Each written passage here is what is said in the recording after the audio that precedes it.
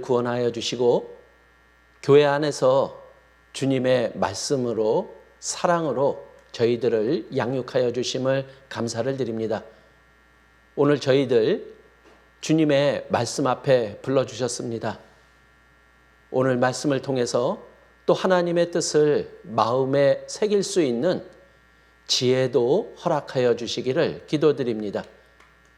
또한 저희들 말씀으로 하나가 되어 또한 주님의 일을 이루어갈 수 있는 저희들이 되기를 기도드립니다. 오늘 주어진 시간 주님께서만 인도하시고 또 주님께서 함께 해주시는 시간이 될 수 있도록 도와주시기를 기도드립니다. 저희를 사랑하시는 예수님 이름으로 기도드렸습니다. 아멘. 성경 말씀 찾겠습니다. 로마서 12장 4절에서 5절까지 말씀입니다. 로마서 12장 4절에서 5절까지 말씀입니다. 우리가 한 몸에 많은 지체를 가졌으나 모든 지체가 같은 직분을 가진 것이 아니니 이와 같이 우리 많은 사람이 그리스도 안에서 한 몸이 되어 서로 지체가 되었느니라. 너희는 그리스도의 몸이요 지체의 각 부분이라. 구원받은 그리스도인들에게 주신 하나님의 말씀입니다. 자, 구원받은 우리는 누구인지를 또한 성경은 우리에게 알려주고 있습니다. 에베소서 2장 19절에 보면 구원받은 우리를 이렇게 표현합니다. 하나님의 권속이라 이렇게요. 여기서 권속이라는 뜻은 가족이라는 뜻입니다. 그러니까 구원받은 우리는 가족이다 이렇게 정의하고 있는 거예요. 가족하면 어떤 의미를 가지고 있나요? 가족은요, 어떤 짓을 해도 사랑할 수밖에 없는 대상이라는 거예요. 그리고 가족들은 항상 함께하기에 서로 아픔도 주고 그리고 고통도 줍니다. 그런데 항상 더 잘해주지 못한 것에 대한 아쉬움도 항상 남아있는 것이 가족이에요. 그리고 가족은요, 서로를 보면서 자기 자신을 봅니다. 상대방에게 자기의 모습을 보게 되는 거예요. 그리고 가족 간에는 사랑의 관계로 맺어져 있죠. 그래서 자꾸만 생각이 나고 자꾸만 보고 싶어져요. 그래서 우리는 서로에게 가족이라면 사랑할 수밖에 없고 그리고 상대방으로부터 위로를 받을 수 있는 대상이라는 거예요.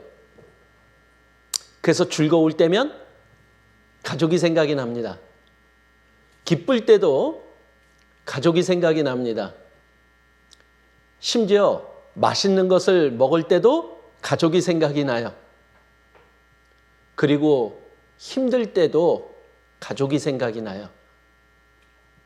구원받은 우리는 이런 가족이라고 하나님은 우리에게 알려주고 있는 거예요. 자, 우리는 구원받은 분들에게 이런 호칭을 씁니다. 그래서 남자에게는 형제님 이렇게요. 그리고 여자분들에게는 자매님 이렇게 호칭을 씁니다. 근데 이 형제자매의 의미가 무엇인지 그 안에는 하나님의 놀라운 축복이 담겨져 있는 거예요. 그래서 에베소서 3장 6절에 보면은 바로 구원받은 우리 형제자매가 누군지를 우리들에게 알려주고 있어요. 에베소서 3장 6절에 이는 이방인들이 복음으로 말미암아 그리스도 예수 안에서 함께 후사가 되고 함께 지체가 되고 함께 약속에 참여하는 자가 됨이라. 자, 우리가 복음으로 구원을 받았다면 이제 우리는 하나님의 유업을 이어받을 자라는 거예요. 그리고 우리는 서로 다른 존재가 아니라 함께 하나님의 몸을 구성하고 있는 각각의 지체라고 말씀을 하고 있는 거예요. 그리고 우리 구원받은 형제자매들은 하나님께서 약속하신 그 모든 일에 함께 참여하는 자가 된다라고 말씀하고 있는 거예요. 그리고 고린도전서 12장 27절에는 그래서 이렇게 또 말씀하고 있죠. 너희는 그리스도의 몸이요. 그리고 지체의 각 부분이라. 자, 구원받은 우리가 누구인지를 우리의 몸을 통해서 설명하고 있습니다. 자, 그래서 구원받은 우리는 한 몸이라는 거예요. 그리고 우리 몸에 머리가 있듯이 이 머리가 예수 그리스도시고 구원받은 우리 각자는 이 몸을 구성하고 있는 각 지체라고 말씀하고 있는 거예요. 그럼 우리는 분명히 하나라는 이야기입니다. 그래서 우리는 하나이기 때문에 같이 느껴요. 그래서 어느 하나가 고통을 받으면 같이 아픕니다. 어느 하나가 즐거우면 같이 즐거워요. 이게 하나입니다. 그래서 우리는 한 몸이다. 이 부분을 우리들에게 계속해서 알려주고 있는 거예요. 그런데 위치가 하는 일이 다를 뿐이라는 거죠. 자, 그리고 또 우리 구원받은 형제자매는 어떤 뜻을 가지고 있냐면요. 요한일서 4장 20절에서 21절까지의 말씀을 보면 이렇게 설명하고 있습니다. 누구든지 하나님을 사랑하노라 하고 그 형제를 미워하면 이는 거짓말하는 자니 보는 바 그 형제를 사랑치 아니하는 자가 보지 못하는 바 하나님을 사랑할 수가 없느니라. 자, 우리는 하나님의 사랑을 받은 자죠. 그리고 우리는 동시에 하나님을 사랑하는 자가 되었습니다.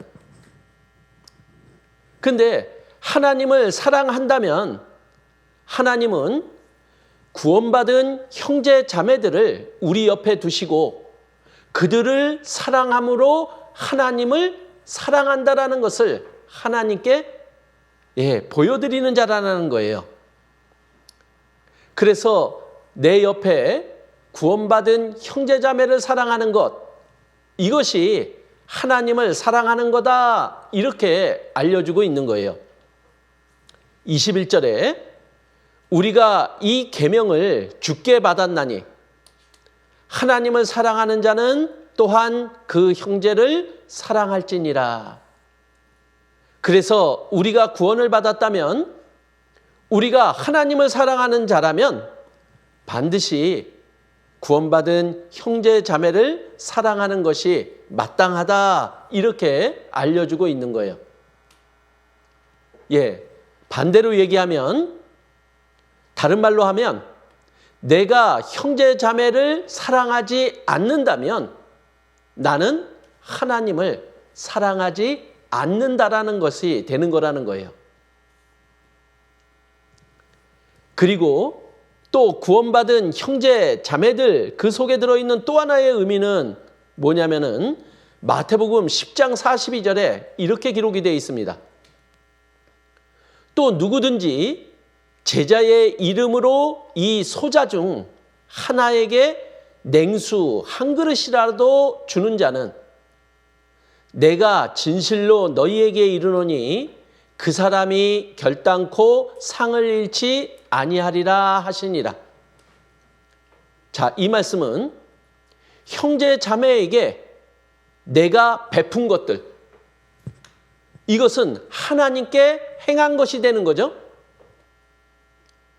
그래서 어떤 조그마한 것, 그래서 냉수 한 그릇이라도 주는 자는 그것이 상이 된다, 이렇게 알려주고 있는 거예요. 그러면은 우리가 하나님으로부터 상을 받으려면 어떻게 해야 될까요? 형제 자매에게 내가 베풀고 그리고 내가 형제 자매에게 행한 것이 상으로 연결이 된다라는 거죠. 그래서 내 옆에 구원받은 형제 자매님들이 계십니다. 그 형제 자매님들이 내가 하나님께 상급을 받을 수 있는 바로 수단이 되는 거예요. 자, 우리 하나님께 많은 상을 받아보자고요. 그러려면 옆에 있는 형제 자매들에게 베풀고 사랑하는 일들이 이어져야 될 것임에 분명할 거다라는 겁니다. 자, 우리가 또 하나님께 복을 받는 방법을 이야기를 하죠. 시편 133편 1절에는 이렇게 얘기를 합니다.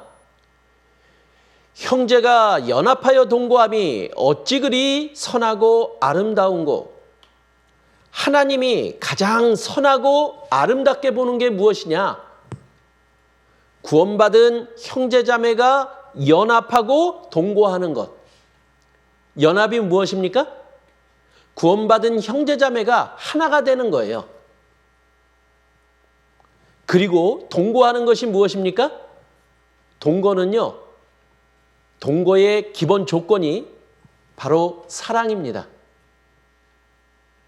그래서 우리가 하나가 되어 서로 사랑하는 것, 이것을 하나님은 가장 선하고 아름답게 보신다는 거예요. 근데 이것으로 끝나지 않죠? 하나님이 아름답고 선하게 보시면 거기에 하나님은 복을 명하셔요. 어떤 복을 주시냐면은 바로 영생이라고 하는 복을 주시는 거예요. 그래서 구원받은 우리가 하나가 되고 서로 사랑을 하면 그곳에서 또 새로운 구원받는 영혼들이 태어나는 거예요. 그것이 하나님이 우리에게 주시는 또 가장 큰 축복임을 우리들에게 알려주고 있어요. 그래서 구원받은 우리, 이것은 가장 중요한 겁니다. 그래서 이 구원받은 우리를 몸된 교회라고 설명을 하고 있죠. 그리고 우리 몸의 각 지체를 우리 서로라고 표현을 하고 있는 거예요. 그래서 우리가 교회를 만들어 갑니다. 그래서 하나님은 구원받은 우리를 통해서 하나님의 일을 이루어 가세요. 그러려면 하나님의 일이 온전히 이루어 가려면 우리가 해야 될 일이 있는 거예요. 구원받은 우리가 어떻게 행하느냐에 따라서 하나님의 일이 이루어지느냐 안 이루어지느냐가 결정이 난다라는 거예요. 그래서 오늘 구원받은 우리가 서로 해야 될 일이 무엇인지, 그리고 그것을 어떻게 해야 되는지 그것을 알아보는 시간을 가져보려고 합니다. 그래서 특히 하나님이 서로 이렇게 하라 하는 말씀을 성경에서 찾아보니까 한 10개가 나와요. 그래서 시간 될 때마다 이 부분을 가지고 같이 말씀을 나눠보는 시간을 가져보는데 오늘은 그 첫 번째 말씀을 알아보려고 합니다. 요한복음 13장 34절에서 35절에 있는 말씀입니다. 새 계명을 너희에게 주노니 서로 사랑하라. 내가 너희를 사랑한 것 같이 너희도 서로 사랑하라. 자, 구원받은 우리가 해야 될 일이 뭐냐? 서로 사랑하라. 이렇게 얘기를 하고 있는 거예요. 어느 한 사람만 사랑하는 게 아닙니다. 구원받은 그리스도인이라면 우리가 해야 될 일은 뭐냐? 구원받은 형제자매들을 서로 사랑해야 되는 것이 우리가 해야 될 일이라고 알려주고 있는 거예요. 자, 지금 이 장소를 소개합니다. 바로 이곳은 지하 무덤이에요. 그 지하 무덤, 로마에 있는 지하 무덤인데 이것을 카타콤이라고 이야기를 합니다. 말만 들어도 섬찟하잖아요. 저 안에는 시체들이 차곡차곡 쌓여 있는 곳이에요. 공기가 안 통합니다. 그래서 오래 있으면 두통에 시달려요. 그런데 로마 시대 때 구원받은 그리스도인들을 박해했어요. 하나님을 믿지 못하도록 그러한 일을 강요했던 거예요. 그들은 하나님을 믿는 그 신앙을 지키려고 그 로마 사람들을 피해서 이 지하 감옥까지 내려가서 신앙을 지켰던 거예요. 그 지하 안에 들어가서 이렇게 말씀도 듣고 기도도 하고 이 안에서 모여서 모든 고통을 감수해야만 됐던 거예요. 그 흔적들이 남아 있습니다. 근데 그 벽화에 이런 글이 써져 있었어요. 우리가 가진 것은 없습니다. 우리는 고통에 시달리고 있습니다. 그러나 우리는 이곳을 떠나지 않을 것입니다. 왜냐하면 우리에겐 사랑할 사람들이 있기 때문입니다. 그렇게 안 좋은 환경 속에 그 무덤 속에서 그곳을 떠나지 않겠다라고 말하고 있는 거예요. 왜냐하면 그 어떤 것보다 가장 값진 것은 바로 사랑하는 사람들이 있는 곳이라는 거예요.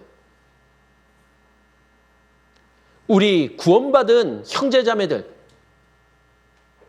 이것이 이 세상에서 가장 값진 것이고 그리고 사랑할 수밖에 없는 자들이라는 거죠. 그래서 어떤 안 좋은 상황이 올지라도 우리는 포기할 수 없는 것이 바로 형제자매라고 알려주고 있는 겁니다. 자, 그런데 하나님이 구원받은 우리 형제자매들은 서로 사랑하라 하고 명령하고 있는 거예요. 사랑이 명령으로 되는 겁니까? 자, 우리는 이렇게 얘기하죠. 사랑할 마음이 생겨야지 사랑을 하지. 어떻게 사랑을 명령으로 하냐, 억지로 하냐, 이렇게 말할 수 있습니다. 자, 하나님은 모든 것을 아시는 분이죠. 근데 하나님이 우리가 구원을 받을 때 우리에게 주신 것이 있어요. 바로 성령을 선물로 주셨잖아요. 자, 그런데 하나님이 주신 그 성령이 내 안에서 또 나에게 주신 것이 있는 거예요. 로마서 5장 5절에 보면 이렇게 기록이 되어 있습니다. 우리에게 주신 성령으로 말미암아 하나님의 사랑이 우리 마음에 부음받음이니, 즉 성령이 내 안에서 내 마음에 하나님의 사랑을 부어주셨다, 이렇게 말씀하고 있는 거예요. 자, 하나님이 내 마음속에 하나님의 사랑을 부어주셨어요. 하나님의 사랑은 어떤 사랑입니까? 자기를 십자가에 못 박아 죽인 자들까지도 용서하고 사랑할 수 있는 사랑이에요. 내가 구원받기 전에 가졌던 사랑의 마음과는 다른 사랑이죠? 나에게도 이제 하나님이 부어주신 그 하나님의 사랑이 있는 거예요. 결국 내가 마음에 결단만 내린다면요, 내가 사랑해야지 하고 내가 의지를 갖는다면 구원받은 형제 자매들은 누구든지 사랑할 수 있는 자다, 이렇게 알려주고 있는 거예요. 우리는 구원받기 전과 구원받고 난 이후는 분명히 다릅니다. 왜냐하면 우리가 구원받을 때 하나님이 우리에게 주신 것이 있기 때문에 그 주신 것을 사용해서 살아가라, 이렇게 말씀하고 있는 거예요. 그래서 하나님은 우리에게 명령할 수 있는 분입니다. 서로 사랑하라고요. 그래서 사랑해야지 하고 결단을 내리고 그런 의지를 가지고 우리가 나간다면 우리는 누구든지 사랑할 수 있는 자가 될 수 있음을 알아라는 얘기입니다. 자, 그래서 그 하나님의 사랑에 대한 부분을 우리들에게 고린도전서 13장은 설명하고 있는 거예요. 자, 여기 보면요, 고린도전서 13장 1절에 보면 이렇게 얘기합니다. 내가 사람의 방언과 천사의 말을 할지라도 사랑이 없으면 소리나는 구리와 울리는 꽹과리가 되고, 이렇게 얘기합니다. 자, 외국어를 갖다가 아주 유창하게 하는 사람 보면 부럽죠. 그런데 그것뿐이 아니라 천사의 말까지도 할 수 있는 능력을 가졌어요. 우리는 그런 자들을 보면 대단하다라고 칭찬할 겁니다. 그런데 그 안에 사랑이 없으면 아무것도 아니라는 거예요. 오히려 시끄러운 소리에 불과하다라는 거예요. 고린도전서 13장 2절에는 또 이렇게 얘기합니다. 예언하는 능이 있어 모든 비밀과 모든 지식을 알고 또 산을 옮길 만한 모든 믿음이 있을지라도 사랑이 없으면 내가 아무것도 아니요, 이렇게 얘기합니다. 앞으로 일어날 일을 알 수 있는 능력을 가지고 있어요. 그리고 산을 옮길 만한 믿음도 가지고 있어요. 대단하죠? 대단한 능력을 가지고 있습니다. 그런데 사랑이 없으면 아무것도 아니다라고 얘기를 하고 있는 거예요.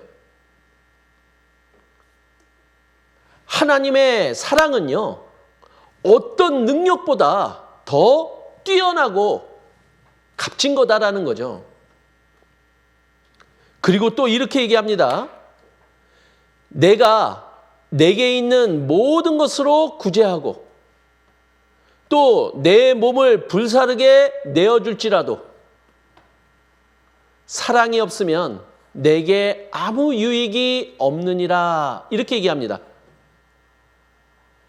자기의 모든 것을 가지고 어려운 사람들을 도와줍니다. 그리고 내 몸을 돌보지 않고 남을 돕는 일에 내어줍니다. 그런데 그 안에 정작 사랑이 없으면 그렇게 살아가는 것이 아무 유익이 없다라는 거예요. 이익이 없어요. 즉 우리는 밖으로 드러난 것을 봅니다. 밖으로 많은 능력을 나타내는 것을 보고 우리는 대단하다 이렇게 평가를 합니다. 그런데 정작 그 안에 사랑이 없으면 그거는 아무것도 아니다라고 이야기를 합니다. 자, 우리 각자가 구원받은 우리가 하나님을 위해서 무언가를 합니다. 봉사도 하고요. 어려운 사람 도와도 주고요. 전도도 하고요. 그런데 정작 내 마음속에 사랑이 없으면요. 아무것도 아니다라는 거예요. 그래서 이 하나님의 사랑은 가장 값지고 가장 존귀한 것이고 우리에게 반드시 있어야 될 거다. 밖으로 드러나는 것보다 내 안에 그 하나님의 사랑이 있어야 될 것을 하나님은 강조하고 있는 거예요. 자, 우리 그런 사랑 가지고 있나요? 우리는 하나님께로부터 사랑을 받았잖아요. 그리고 그 사랑은 반드시 그 사랑은 나타납니다. 그래서 하나님은 이 말씀에 이어서 그 사랑이 무엇인지를 우리들에게 소개하고 있는 거예요. 그리고 내가 그 사랑을 가지고 있는지 없는지, 그리고 그 사랑을 나타내고 있는지 아닌지 우리 스스로를 돌아보라라는 거예요. 그리고 우리들에게 이것을 나타내어라 하고 명령하고 있는 거죠. 그 명령이 바로 서로 사랑하라 이것입니다. 그래서 4절에 보면 그 사랑을 우리들에게 설명하고 있어요. 그 하나하나를 우리가 한번 우리 자신에게 적용시켜서 내가 과연 하나님의 사랑을 가지고 있는지, 그리고 그 사랑을 나타내고 있는지 우리 한번 돌아보는 시간이 되었으면 좋겠습니다. 그래서 하나님의 명령, 서로 사랑하라를 우리가 지키며 살아가는 자가 되기를 하나님은 바라고 계신 거예요. 자, 첫 번째, 사랑은 오래 참고 이렇게 얘기합니다. 사랑이 무엇이냐? 오래 참는 거다 이렇게 말하고 있는 거예요. 자, 우리 잘 참고 있습니까? 우리 어떨 때 참는다라고 이야기를 합니까? 자, 누군가가 나에게 잘못을 했습니다. 그러면 우리가 혼낼 수 있죠. 그리고 그 사람에 대해서 뭔가 반격을 할 수 있어요. 공격을 할 수 있어요. 그런데 그것을 밖으로 나타내지 않고 안에서 참아내는 겁니다. 견뎌내는 거예요. 그래서 그 마음을 사랑이다 이렇게 표현하고 있는 거예요. 그래서 그 밖으로 나타내는 마음을 안에서 참아내는 그 마음이 바로 하나님의 마음, 사랑이다 이렇게 우리들에게 소개하고 있는 거예요. 근데 얼만큼 참아내야 될까요? 그런데 예수님이 본을 보여주셨어요. 예수님이 우리를 언제까지 사랑했느냐? 요한복음 14장 1절에는 이렇게 말씀하고 있어요. 끝까지 사랑하시니라 이렇게요. 그러면 우리는 언제까지 참아야 됩니까? 오래 참아야 되는데 끝까지 참아야 될 것을 이야기를 하는 거예요. 중간에 참지 못하고 폭발을 시키면은 그거는 못 참은 게 되는 거죠. 근데 우리 어떻게 참아낼 수 있을까요? 잘 안 돼요. 안 참아져요. 그러니까 우리는 하나님의 도움을 받아야지만 되는 거예요. 그러니까 우리는 기도를 해야 되는 자들인 거죠. 하나님, 오래 참을 수 있도록 하나님 도와주세요 하고 기도를 해야 되는 거예요. 근데 우리 참을 수 있도록 도와주세요 하나님께 기도하면 하나님이 들어주실까요? 하나님의 뜻대로 하는 기도는 하나님께서 들어주신대요. 우리가 참는 것이 하나님의 뜻이기에 하나님은 도와주세요. 그런데 그 하나님의 기도의 응답은 결과를 주시는 게 아니라 과정을 주신다는 거예요. 그래서 어떻게 응답하시느냐? 참을 수 없는 사람을 보내주세요. 그리고 참을 수 없는 상황을 나에게 허락하시는 거예요. 그러면 응답된 거죠? 그것을 이겨내라 이 얘기예요. 하나님과 함께요. 그것이 우리에게 오래 참음이라고 하는 하나님의 사랑을 품을 수 있는 기회인 거예요. 그래서 우리가 참지 못하는 상황이 우리에게 계속 펼쳐집니다. 언제까지 참아야 돼요? 예, 오래 참아야 되고 끝까지 참아야 되는 게 우리가 해야 될 일이에요. 왜냐? 사랑을 나타내기 위해서요. 자, 우리 형제자매들끼리 보내는 시간 속에 참지 못하는 일들이 밖으로 나옵니다. 그러면 우리 어떤 마음을 가져야 될까요? 창피해요. 왜? 나를 통해서 하나님의 사랑이 나타나야 되는데 참지 못한다라는 것은 사랑을 나타내지 못하는 반대의 모습이에요. 자, 우리 사랑을 나타내는 자가 되어보자고요. 얼마까지 참는다고요? 예, 오래 참고 끝까지 참는 우리의 모습들을 사랑으로 보여줘 보자고요.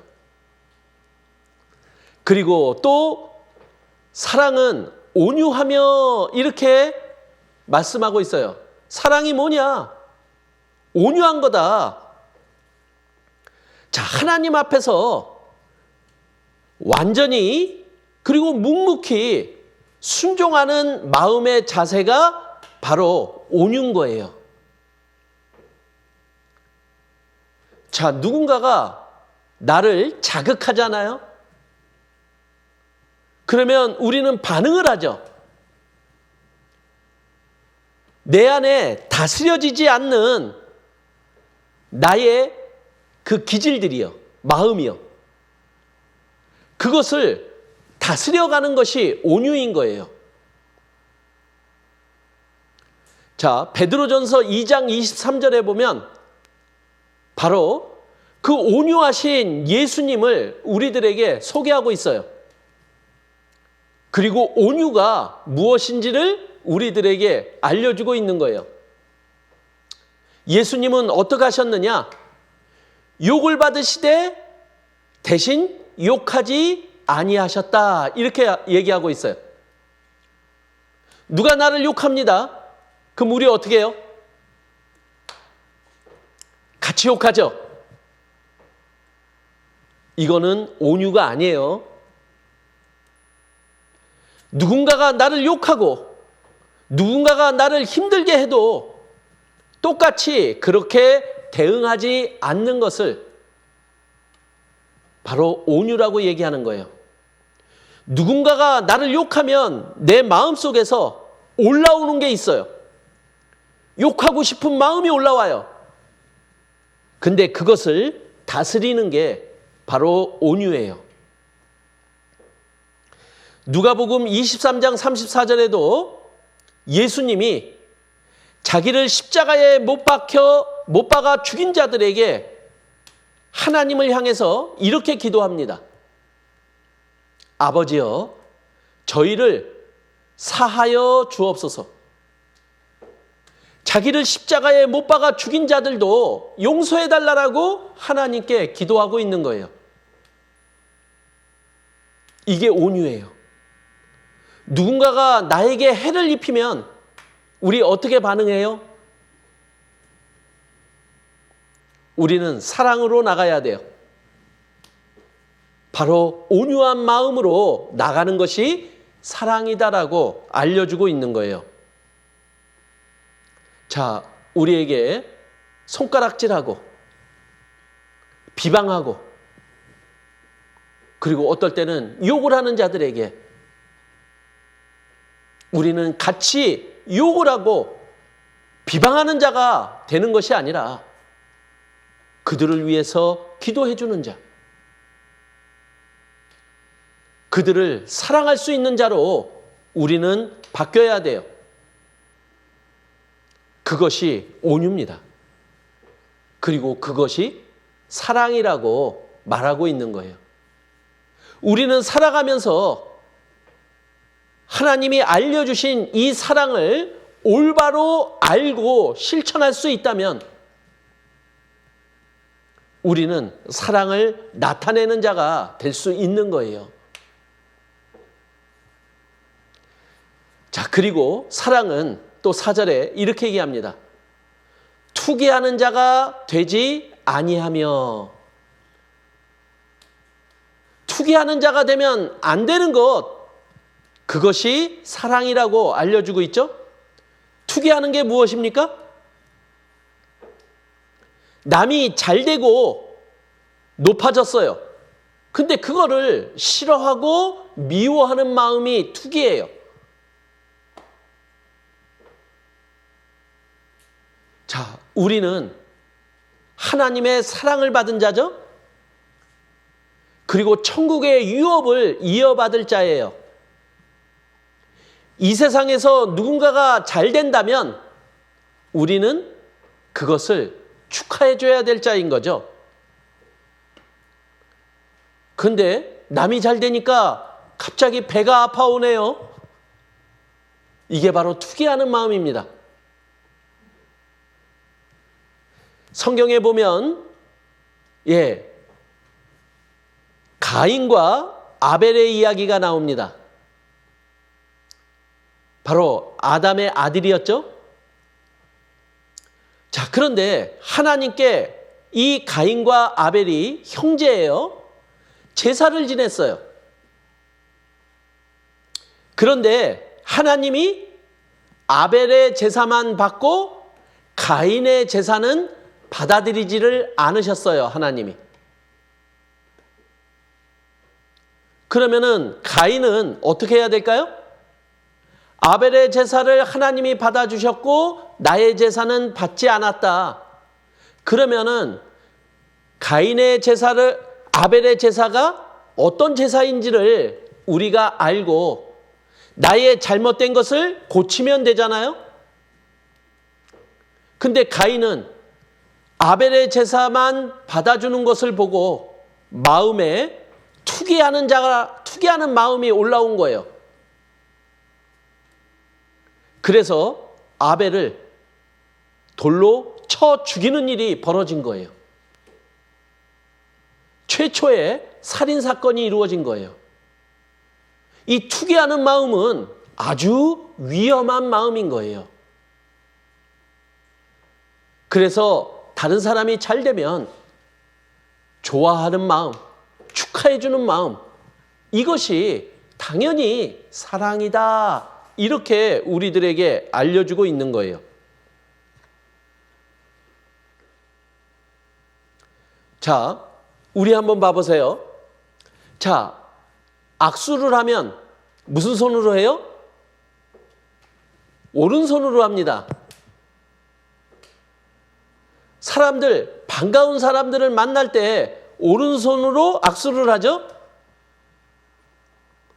근데 요 왼손도 악수를 하고 싶은 거예요.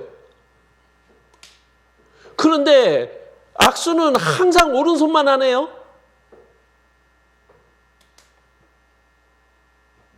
그러면 이 왼손이 화를 내면 되겠어요? 자, 하나님은 우리에게 말씀하고 계시죠? 우리는 한 몸이다. 이렇게 얘기를 하고 있는 거예요. 오른손은 오른손이 해야 될 일이 있고 왼손은 왼손이 해야 될 일이 있고, 그래서 오른손이 악수를 하는 일을 한다면은 그 일을 도와주고, 그리고 우리는 하나다 하는 마음으로 그것을 인정하고 받아들이는 자가 되면 그것이 사랑인 거예요. 그리고 또 하나님은 사랑을 이렇게 소개하고 있어요. 사랑은 자랑하지 아니하며, 이렇게요. 자, 자랑이 무엇입니까? 자랑은 다른 사람들 앞에서 뽐내는 거예요. 근데 단지 이 뽐내는 것으로 끝나는 게 아니라 자랑은 항상 무언가를 더 붙여요. 그러니까 그곳에는 거짓이 또 들어가는 거예요. 근데 하나님은 우리들에게 이 자랑에 대해서 이렇게 얘기하고 있는 거예요. 갈라디아서 6장 4절에는 자랑할 것이 자기에게만 있고, 이렇게 얘기를 해요.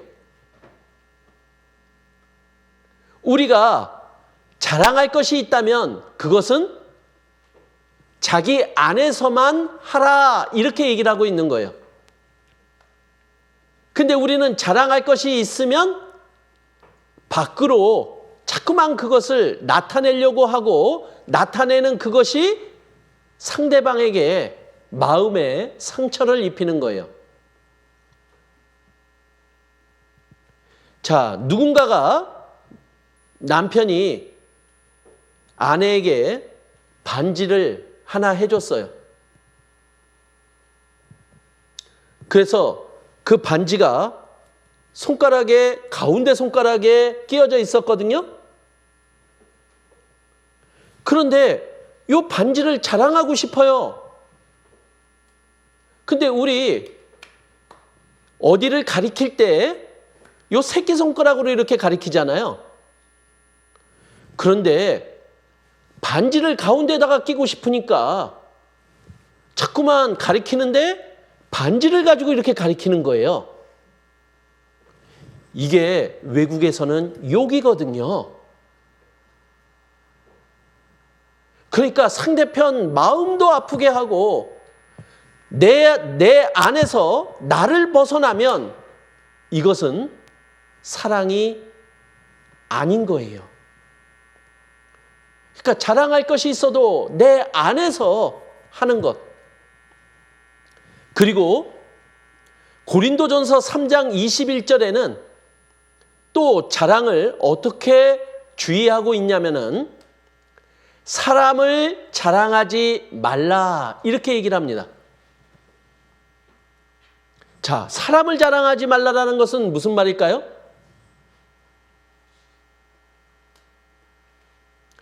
내 남편을 자랑합니다. 내 아들을 자랑합니다. 그래서 심지어 초대교회 때는 어떤 일이 있었냐? 바울을 자랑하는 사람이 있었고 아볼로를 자랑하는 사람이 있었고, 그래서 각각 사람으로 나뉘어지는 일이 있게 된 거예요. 사람을 자랑하게 되면 나눔이 생겨요. 근데 그 위는 누굽니까? 그 위는 예수님이 계시잖아요. 예수님을 자랑하고 하나님을 자랑하면 우리는 하나가 되는 거예요. 그런데 사람을 자랑하면 나눔이 생기는 거예요. 그래서 사람을 자랑하지 말라 이렇게 얘기를 하는 거죠.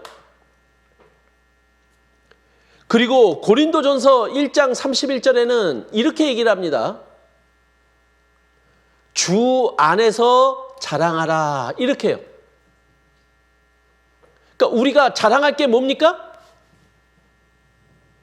예수님이신 거예요.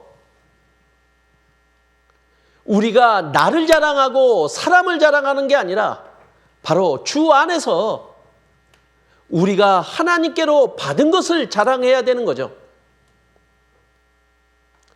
그래서 바울은 갈라디아서 6장 14절에 바울은 개인적으로 자랑할 게 너무나 많았어요. 그런데 바울은 주 예수 그리스도의 십자가 외에는 내가 자랑할 게 없다 이렇게 말하는 자였었던 거예요. 자, 여기서 사랑은 자랑하지 아니하며 이렇게 얘기합니다. 근데 다른 말로 얘기하면 사랑은 예수님만을 자랑하는 것 이렇게 얘기해도 틀린 말은 아니겠죠. 그런데 우리가 예수님을 벗어난 다른 것을 자랑하는 자가 된다면요. 그것은 사랑에서 벗어나는 거다 이렇게 말하고 있는 거예요. 그리고 또 4절에 사랑은 교만하지 아니하며 이렇게 얘기합니다. 자, 교만이 무엇입니까? 자기를 높이고자 하는 마음을 교만이라고 이야기를 하는 거예요. 근데 이 교만은 바로 마귀의 마음이에요.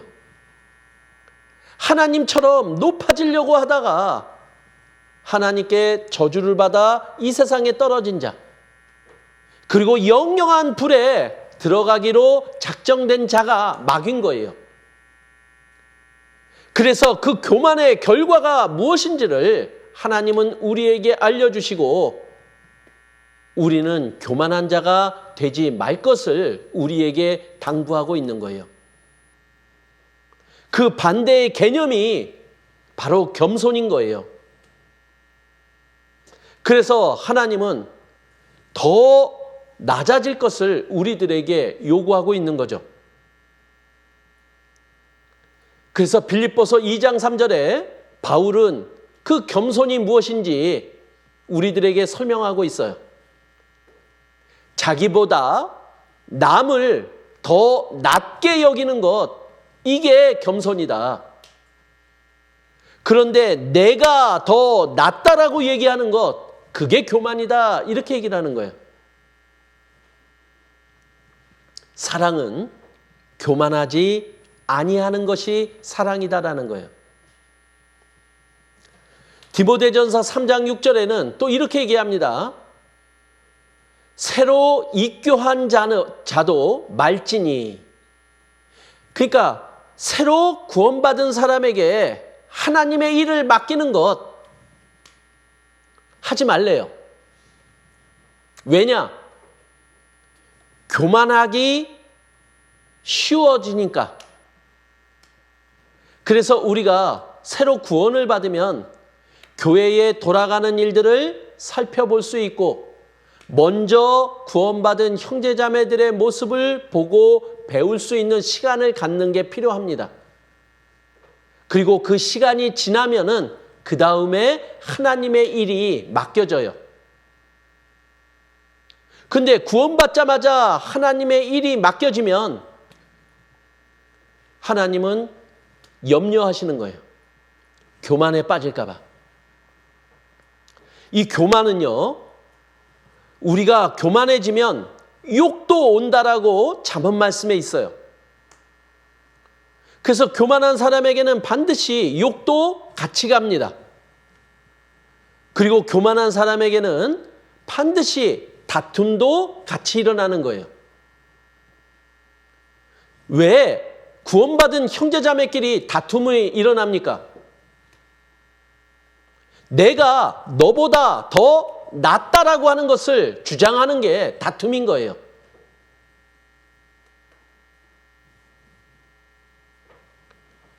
우리가 교만한 마음을 갖는다.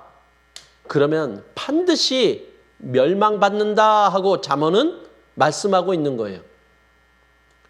그리고 우리가 겸손하면 가장 존귀한 상태로 하나님이 올려주신다 약속하고 있는 거예요. 로마서 12장 3절에서는 이렇게 말씀하고 있죠. 마땅히 생각할 그 이상의 생각을 품지 말아라 이렇게요. 그러니까 내가 생각할 그 이상을 생각하면 그것이 교만이다 이렇게 얘기하고 있는 거예요. 우리는 각자의 위치가 있죠. 구원받고 교회 안에서도 각자의 위치가 있는 거예요. 그런데 내가 하나님의 자리에 그리고 내 위치를 벗어나서 다른 위치에서 생각하는 것, 그것을 교만이라고 또한 말하고 있는 거예요. 그리고 고린도전서 13장 5절에는 사랑이 무엇이냐면은 무례히 행치 아니하는 것 이렇게 얘기를 합니다. 예의가 없는 것은 사랑이 아니다 이렇게 얘기를 하는 거죠. 즉 우리가 이 예의가 없다 이 말은 뭐냐? 다른 사람의 마음을 상하게 하거나 해롭게 하는 일을 예의가 없다 이렇게 얘기하는 거거든요. 그래서 잠언 21장 24절에는 이렇게 얘기합니다. 무례하고 교만한 자를 이름하여 망령된 자다 이렇게 얘기를 합니다. 그러니까 우리가 예의가 없이 남의 마음을 상하게 하거나 해롭게 하는 것, 이거는 정상이 아닌 거다 이렇게 얘기를 하는 거예요. 망령되라는 말이. 너 제정신이 아니다 이런 얘기예요. 그래서 에베소서 4장 29절에 우리는 그 무례를 주로 입으로 범하는 일이 많아요. 그래서 더러운 말을 입 밖으로 내지 말아라 하고 우리에게 권면하고 계신 거예요. 그리고 선한 말을 하여서 사람들에게 은혜를 끼치게 하라 이렇게 얘기를 해요. 더러운 말은 상대방의 기분을 상하게 하고 그리고 해롭게 되지만 우리가 선한 말을 하면 상대방에게 은혜가 된다라고 이야기를 하는 거예요. 그래서 우리가 구원을 받았다면 우리가 서로 사랑하는 것이 뭐냐면은 바로 무례히 행치 않고 선한 말로 예의를 갖추며 상대방을 대하는 것, 이것이 사랑이다라고 우리들에게 말을 하고 있는 거예요. 그리고 또 사랑이 뭐냐? 자기의 유익을 구치 아니하는 것, 이게 사랑이다 이거예요. 이렇게 말하고 있는 거예요. 자, 자기의 유익을 구하는 것이 아닌 것, 그것이 무엇입니까? 남의 유익을 구하는 것이라는 말이죠. 우리는 구원받기 전에 자기중심적이었잖아요. 우리는 구원받기 전에 받는 것을 좋아했잖아요. 그런데 우리가 구원받았다면, 이제 사랑을 받았다면 사랑을 주는 자가 되어야 되는 거예요. 나 중심이 아니라 바로 다른 사람 중심이 되어서 받는 것을 좋아하는 자가 아니라 주는 것을 좋아하는 자가 바로 사랑을 베푸는 자라고 우리에게 알려주고 있는 거예요. 그런데 다른 사람의 유익을 구하려면은 내가 감당해야 될 것이 있는 거예요. 그게 바로 수고와 희생입니다.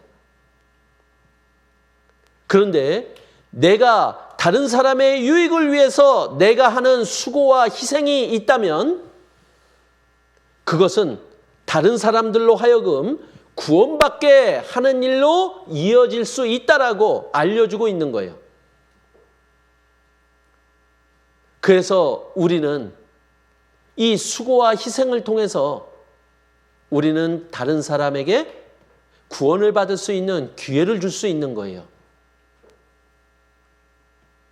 그래서 내가 나타내는 이 사랑을 통해서 바로 그 사람에게 하나님의 사랑이 전해질 수 있는 거죠.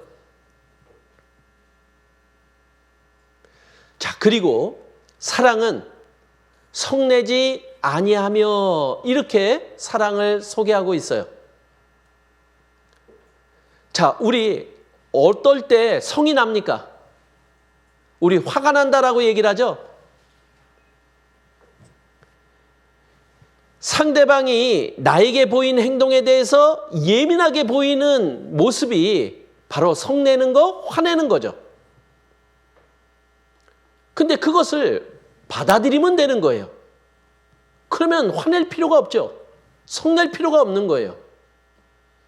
그만큼 우리의 마음이 넓어야 될 것을 말씀하고 있는 거예요. 그게 사랑이라고요. 그래서 예수님은 뭐라고 얘기하느냐? 누가 나의 오른뺨을 때렸습니다. 그럼 화가 나죠? 그런데 어떻게 얘기하느냐? 왼뺨도 내놔라 이렇게 얘기를 하는 거예요. 그만큼 넓은 마음으로 받아들일 수 있는 마음이 된다면은 그것이 사랑이다 이렇게 얘기를 하고 있는 거예요. 자, 우리 어떻습니까? 화내 보신 적 있죠? 성내 보신 적 있잖아요. 그 속에 무엇이 나타나는 겁니까? 나는 당신을 사랑하지 않습니다. 이걸 보이는 거예요. 그러면 구원받은 형제자매들끼리 화내는 모습을 구원받지 않은 사람들이 본다면은 어떤 모습이 될까요? 구원받은 사람은 사랑이어야 되잖아요.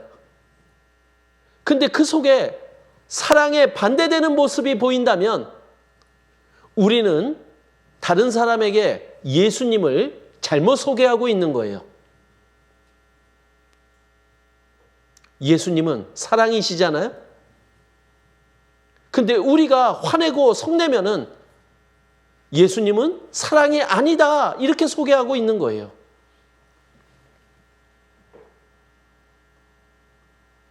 그래서 야고보서 1장 20절에 이렇게 말씀하고 있죠. 사람의 성내는 것이 하나님의 의를 이루지 못한다고요. 우리는 하나님의 의를 이루어야 될 사람이잖아요. 근데 내가 화를 내는 것을 통해서 하나님의 의가 이루어지지 못한다라고 얘기하고 있는 거예요. 자, 화를 내는 것을 에베소서 2장 26절에는 분을 품는다라고 이야기를 합니다. 근데 우리가 분을 품으면 어떤 일이 벌어지느냐? 마귀에게 틈을 보이는 일이 된다 이렇게 얘기를 하고 있는 거예요. 그러면 마귀는 그 틈을 타고 들어와서 나를 망가뜨려요. 우리가 화내는 것은 마귀의 공격으로 무너지게 돼 있어요. 그래서 잠언 16장 32절에는 이렇게 말씀하고 있어요. 노하기를 더디하라 이렇게 해요. 그런데 더 이야기를 한다면 노하기를 그쳐라, 이게 맞을 겁니다. 우리 구원받은 그리스도인은 사랑을 나타내야 되는 자들이죠. 화를 내서는 안 되는 자들인 거예요. 자, 그리고 사랑은 악한 것을 생각지 아니하며, 우리가 생각하면 생각한 것이 밖으로 나와요. 내가 악한 것을 생각하면 그 악한 것이 밖으로 나오게 되어 있는 거예요. 그러니까 우리는 선한 것을 생각하고 선한 것을 나타내는 자가 되어보자라는 거예요. 악은 모양이라도 버리라고 말씀을 하고 있거든요. 사랑은요, 모든 허물을 가리워줍니다. 허물을 덮어주는 게 사랑인 거예요. 자, 사랑은요, 불의를 기뻐하지 아니한대요. 불의라고 하는 것은 하나님의 의와 반대되는 거죠. 우리는 하나님의 의를 기뻐해야 되는 자들인 거죠. 그런데 그 불의를 우리는 기뻐하거나 받아들여서는 안 되는 것, 그것이 사랑이라고 이야기하고 있는 거예요. 즉, 불의는 악이잖아요. 그러니까 우리는 악을 미워해야 되는 게 그것이 오히려 사랑인 거예요.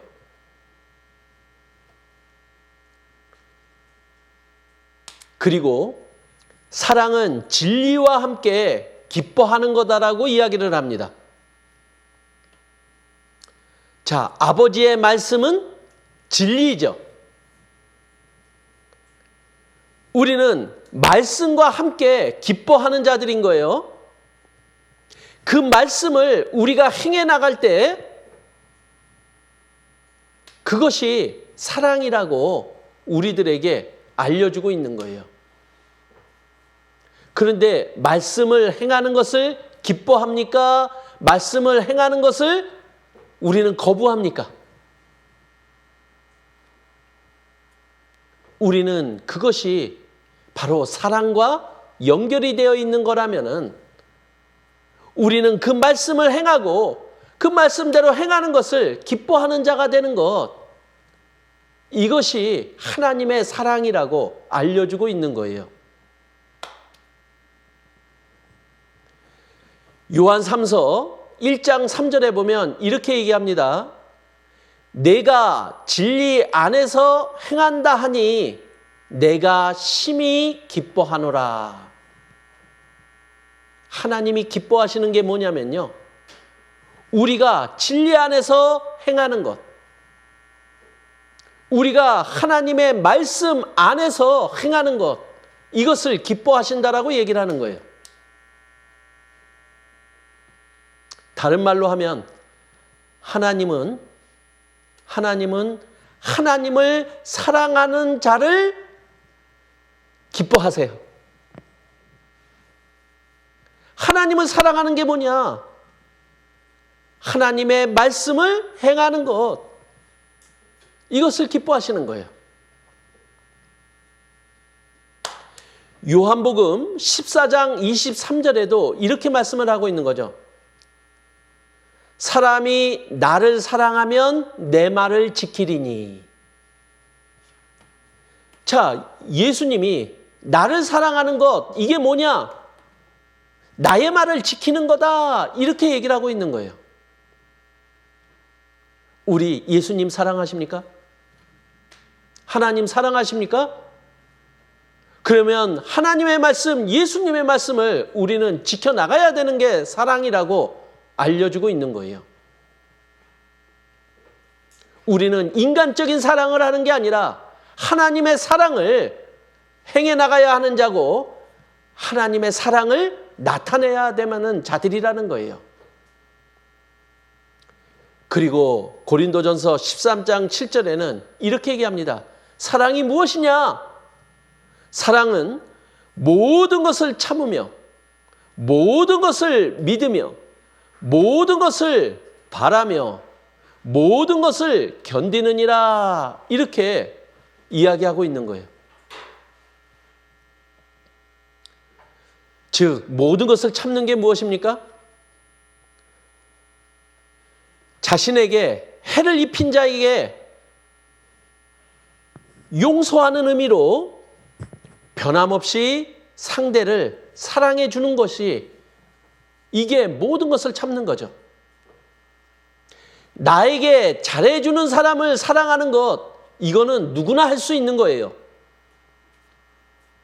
그러나 하나님의 사랑을 품은 구원받은 우리들은 우리에게 잘못하는 자들에게까지도 그것을 받아주고 사랑하는 우리가 되는 것, 이것이 하나님의 사랑임을 알려주고 있는 거죠.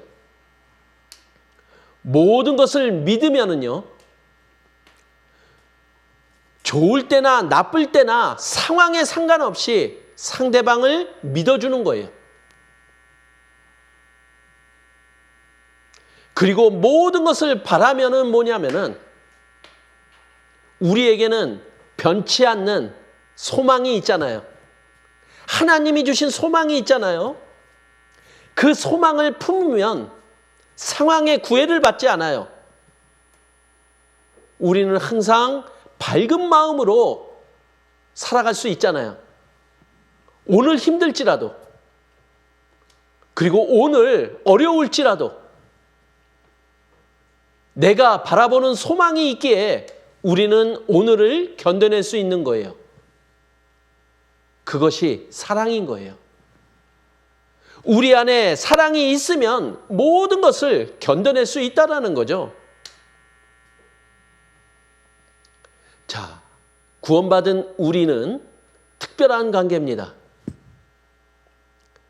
우리는 서로 사랑해야 되는 자들이고, 그리고 우리는 서로에게 사랑을 베풀면 베풀수록 그것이 상급이 되는 것들이에요. 우리를 통해서 하나님의 뜻이 이루어지는 거예요. 그 뜻을 이루기 위해서 우리가 해야 될 일이 있죠? 오늘 그 첫 번째, 하나님은 우리에게 서로 사랑하라고 말씀하고 있는 거예요. 우리가 서로 사랑하고 있지 못하다면 우리는 돌이켜야 돼요. 왜냐?